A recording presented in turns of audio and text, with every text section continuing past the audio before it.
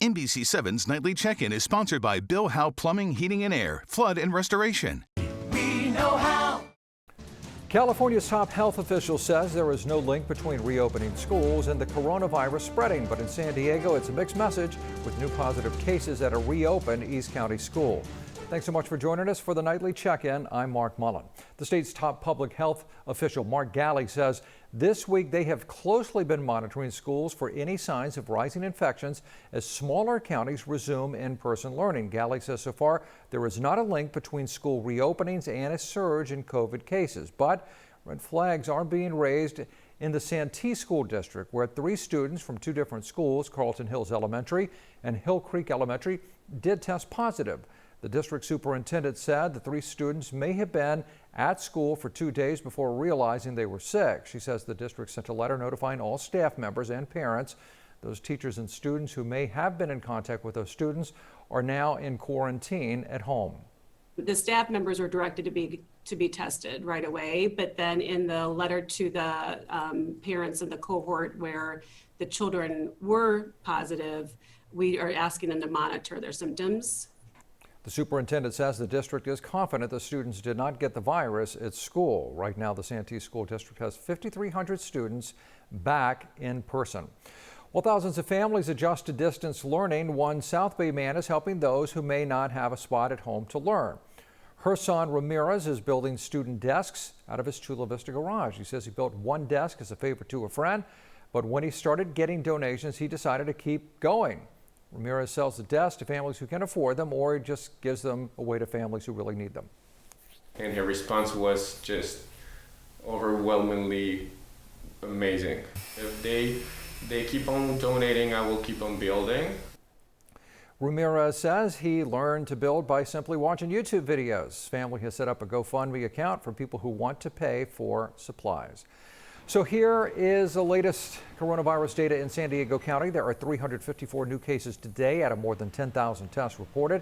That puts us at a 3% daily positive rate.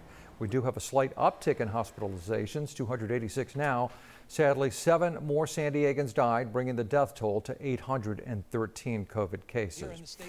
A member of Governor Gavin Newsom's staff and a state employee who works near the governor's staff have both tested positive for the virus. Governor Newsom said he has tested negative multiple times, although his last test was about 3 weeks ago. He said he will continue to get tested. Under the state's reopening plan, dance studios are allowed to open, but many are still struggling to get students back. In La Mesa, Dance Days Studios owner Nadia Garwargas is fighting to keep her doors open.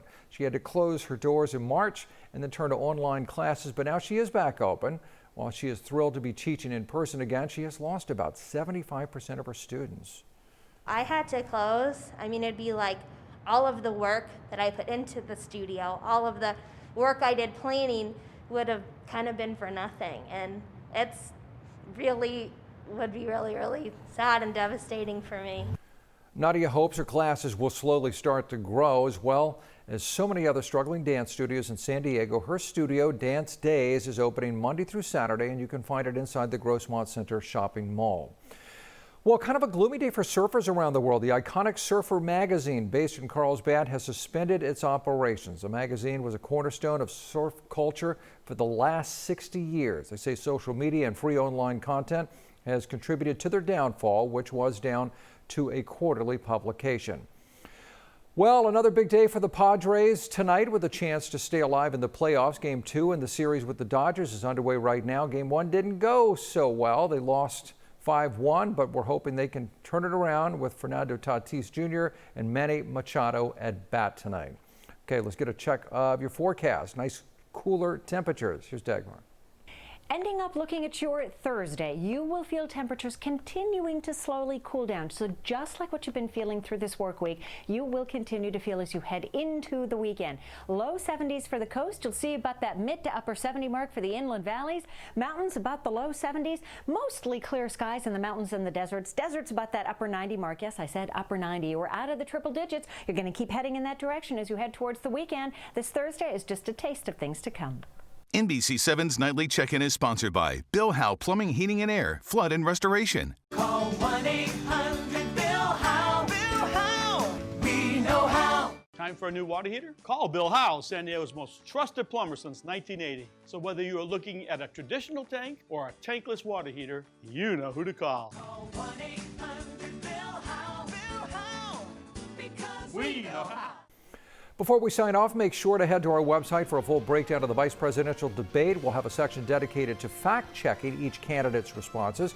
Just head to the Politically Speaking section on NBC7.com. I'm Mark Mullen. Thanks for watching. Be safe.